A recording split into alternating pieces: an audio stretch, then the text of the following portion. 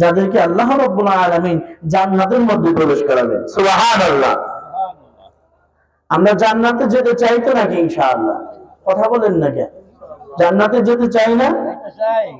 আল্লাহ পাক রব্বুল আলামিন এইবার বলেন, জান্নাতে যে যেতে চাও তোমরা, তো জান্নাতে যেতে হলে তো তোমাদের ইবাদত করতে হবে। কি করতে হবে? আমলে সালেহ করতে হবে। আল্লাহ পাক রব্বুল আলামিন বলেন, ইন্নাল্লাহা মা'আল্লাযীনা ইত্তাকাউ, শোনো, আমি আল্লাহ পাক রব্বুল আলামিন ওই বান্দার সঙ্গে আছি, অর্থাৎ আমার সাহায্য আছে ওই বান্দাদের সঙ্গে যে বান্দাগুলো 1 নাম্বার গুণ অর্জন করেছে, তাকওয়াদার হয়েছে। সুবহানাল্লাহ। 1 নাম্বার গুণ কি? কথা বলে না। তাকওয়া অর্জন করেছে, আল্লাহ ভীতি অর্জন করেছে, ভিতরে পয়দা করেছে। দুনিয়ার কারণে ভয় পায় নাই, ভয় পাইছে কারে? আল্লাহ তাআলা।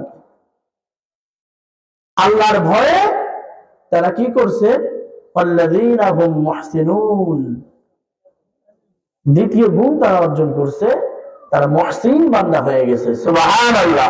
অর্থাৎ আমলে হাসানা করে যারা সফল কাম হয়ে গেছে, আমলে হাসানা করে আল্লাহ রেজামন্দি যারা অর্জন করেছে, এই দুইটা গুণ যারা শেষ পর্যন্ত অর্জন করে কবরে গেল, আমি আল্লাহ রাব্বুল আলামিনের সাহায্য দুনিয়া থেকে নিয়ে তারা কবরে ঢুকলো। সুবহানাল্লাহ। কয়টা গুণ জোরে বলেন? 2টা গুণ। 1 নাম্বার হইল দুনিয়ার কাউরে ভয় পায় নাই, একমাত্র আল্লাহকে ভয় পাইছে। আর আল্লাহকে ভয় করে তার নিজের জীবনকে হাসানাত বানাইছে, সুন্দর চরিত্রের হইল, সুন্দর জিন্দগি তিনি বানাইল।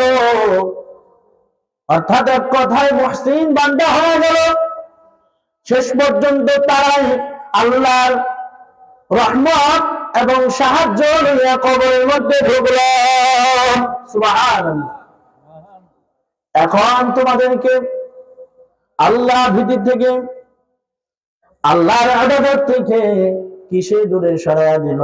শোনো, আমার আল্লাহ পাক রব্বুল আলামিন ডাক দিয়ে বলেন, যুয়িনা লিন-নাসি হুব্বুশ শাহাওয়াতি মিনান নিসাই ওয়াল বানিন والبنين والقناطر المقنطرة من الذهب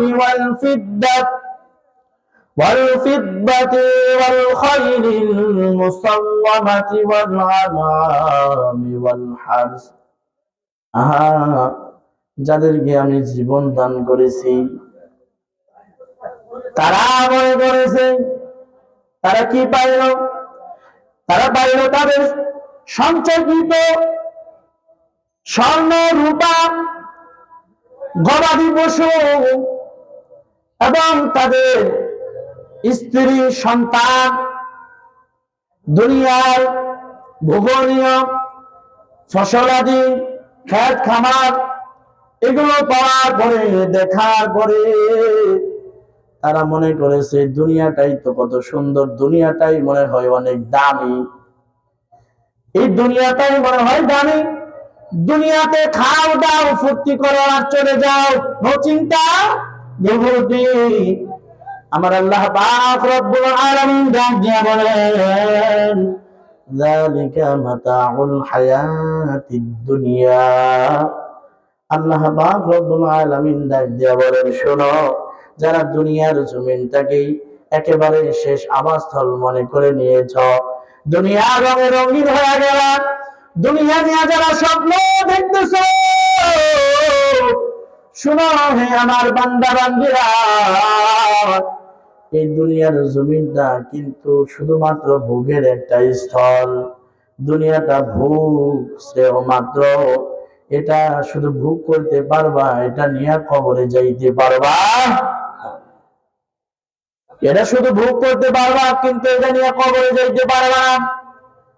এর জন্যই তো বন্ধুগণ আমার আল্লাহ পাক রব্বুল আলামিনের হাবিব হাদিস শরীফের মধ্যে বলেন, দুনিয়াতে তিন শ্রেণীর মানুষ আছে। এক শ্রেণীর মানুষ যারা সম্পদ অর্জন করেছে তা আবার ভোগ করে চলে গেছে, এরা ভালো। এটা কি ভালো? আর এদের মধ্যে বুদ্ধিমান মানুষ হইল ওই ব্যক্তি যে আল্লাহ রাব্বুল আলামিনের দেওয়া মাল আর সম্পদ গুলোকে আল্লাহর রাস্তায় দান করে গেছে। সুবহানাল্লাহ। লোকটা ভালো জিনিস সম্পদ খাওয়া গেল, ভোগ করে গেল। আর বুদ্ধিমান জ্ঞানী ওই ব্যক্তি যে আল্লাহর রাস্তায় আল্লাহ দেওয়া সম্পদকে খোয়াই গেল, দান করে গেল। এত মনে করলো আমি দিয়ে দিলাম, পকেট থেকে দিয়ে দিলাম, কিন্তু ওইগুলো ঘুইরা আবার অনেক গুণে গুণান্বিত হয়ে আল্লাহ পাক রব্বুল আলামিন ওই বান্দাগুলোকে আবার ফিরাইয়া দিবেন কাল কিয়ামতের ময়দানে। সুবহানাল্লাহ। এরা বুদ্ধিমান মানুষ যারা এগুলো জমা করে শুধু ভোগ করে যায় নাই, আল্লাহর রাস্তায় দান করে গেছে। আর নির্বোধ বোকা ওই মানুষ যে মানুষ সম্পদকে পুঞ্জীভূত করে রেখে গেল, সে মূলত ফিতনা রেখে গেল, এটা তার বিপদের কারণ হইবে। এটা কি হবে? কথা বলেন, এটা বিপদের কারণ হবে। এই কথাটা আসলে আমারও সত্যিকারে বুঝে আসে না, আমাদের কারো সত্যিকারে বুঝে আসে না। যদি আসতো তাহলে আমার আপনার পেয়ারা হাবিব কামলিওয়ালা নবী মুহাম্মদুর রাসূলুল্লাহ সাল্লাল্লাহু আলাইহি ওয়াসাল্লামের অবস্থা দেখেন। আল্লাহ রাসূল যখন সাকরাত শুরু হয়ে গেছেন, ইন্ডিমেন্ট টাইমের মধ্যে আল্লাহ পাক রব্বুল আলামিনের হাবিব ডাক দিয়ে বলেন, ও আয়েশা, ঘরের মধ্যে এমন কি কোন দামি সম্পদ আছে নাকি? বলে হ্যাঁ। কি আছে? ছোট্ট ছোট্ট 6টা স্বর্ণের টুকরা আছে। বলে আমি দুনিয়া থেকে বিদায় নেওয়ার আগে আগে এই 6টা স্বর্ণের টুকরা এতিম মিসকিন দুস্থ গরিব অসহায়দেরকে দান করে দাও। সুবহানাল্লাহ। আমার আপনার প্যারা হাবিব দু জাহানের বাদশা সরকার দু আলম নবী দুনিয়া থেকে চলে যাচ্ছেন, এক টুকরা একদম সামান্য স্বর্ণের টুকরা দুনিয়াতে রাখা যায় নাই, সব আল্লাহর রাস্তায় দিয়ে চলে গেছে। সুবহানাল্লাহ। তার মানে আল্লাহ রাসূল সাল্লাল্লাহু আলাইহি ওয়াসাল্লাম শ্রেষ্ঠতম বান্দাগুলোর মধ্যে হইতে আল্লাহর কাছে সবচেয়ে শ্রেষ্ঠ।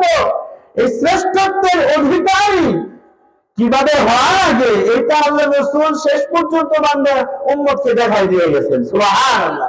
দেখাই দিয়ে গেছেন যে দেখ আমি নবী দুনিয়া থেকে চলে যেতেছি, আমার ওলি আওলাদ এদের জন্য কি রেখে যাইতেছি, দেখ কিছুই রেখে গেলাম না। কারণ হইল আমার আপনার রিজিকের মালিক কে? আওয়াজ করে বলেন কে? আরো জোরে বলেন কে? আল্লাহ। আমার আপনার রিজিকের মালিক হইল সে মহান মালিক। অতএব আমার রিজিকের মালিক যিনি, আমার সন্তানের রিজিকের মালিকও তিনি, আমার স্ত্রীর রিজিকের মালিক যিনি, আমারও মালিক তিনি। অতএব আমার সন্তান সন্ততি, আমার স্ত্রী, আমার পরিবার কি খাবে এটা আমার চিন্তা করার দরকার নাই। আল্লাহু আকবার। এটা আমার চিন্তা করার দরকার নাই। আগে আমি আমার নিজের বাঁচায় খবরে যাই যে এটা ঠিক কিনা। আগে আমার নিজেকে আমি বাঁচায় খবরে যাই। এই যে নিজেকে বাঁচায়া নিজের জন্য কিছু সঞ্চয়িত করে যে মানুষগুলো দুনিয়া থেকে বিদায় হয়ে গেল, ওই মানুষগুলোকে আল্লাহ রাসূল বুদ্ধিমান বলেছেন। সুবহানাল্লাহ। তাহলে দুনিয়াটা হলো যালিকা মাতাউল হায়াতিদ দুনিয়া, ভোগের স্তর। এটা নিয়ে কবরে যাইতে পারবা না। শুনুন, ওয়াল্লাহু ইনদাহু হুসনুল মাআব। আল্লাহ রাব্বুল আলামিন বলেন, শুনো, এই দুনিয়াতে যা কিছু আছে যেগুলোর মোহে পড়ে তুমি মালিক রে ভুলে গেলা, ক্ষেত খামারে কাজ করতে যায় আযাব হয় তোমার কানে আসে, ওগুলোকে তুমি মনোক্ষেপ করো না। সম্পদের পিছনে লেগে গেলাম, ক্ষেতের মধ্যে কোদাল দিয়ে কাজ করা শুরু করে, এখন টাকা দিয়ে কাজ করো, যেটার মহাব্বতে তুমি কলবের মধ্যে একেবারে জায়গা করে নিয়েছ। যে স্ত্রীর মহাব্বতে বিছানা ছেড়ে উঠতে পারো নাই, ফাজরের নামাজে উপস্থিত হতে পারো নাই, যে সমস্ত সম্পদ গুলো এর মধ্যে তোমাদেরকে ইবাদত থেকে দূরে সরিয়ে দিয়েছে, তার চাইতে আরো বেশি কল্পনা করা যায় না, এর চাইতে বড় উত্তম যাজা মহান আল্লাহ রাব্বুল আলামিনের কাছে আছে। সুবহানাল্লাহ, উত্তমতা আল্লাহর কাছে আছে। এটা শুধু আখিরাতেই দিবে না, দুনিয়াতেও দিবে। এটা শুধু আখিরাতে দিবে না, দুনিয়াতেও দিবে। এটা আল্লাহর কাছে আছে। আজান হয়ে গেছে, দোকানেও কাস্টমার খুব চাপছে, ছেড়ে দাও। বলে ভাই আমার নামাজের সময় হয়ে গেছে, এখন আর বেচা কিনা করা যাবে না। বান্দা, ওই যে বেচা কিনা হবে, কিছু মুনাফা তোমার অর্জন হবে, ওই মায়া তুমি ত্যাগ করে আমি আল্লাহর জন্য মসজিদে যাও। আমি আল্লাহ রাব্বুল আলামিন ওর চাইতে আরো বেশি যাজা তোমাকে দিয়ে দিব। সুবহানাল্লাহ। আর মেয়ে অনেক দোকানদার আছে, সারাদিন যা বিক্রি না করতে পারে, ওর 5 মিনিটে তার চেয়ে বেশি বিক্রি করে। যেরকম আছে না নাই? দেয় কে? আল্লাহ দেয়। এটাই বলছেন মালিক, যে তুমি যেটা মায়ায় পড়ে আছো ওইটার চাইতে বেশিটা আমি আল্লাহর কাছে রেখে দিয়েছি। সুবহানাল্লাহ।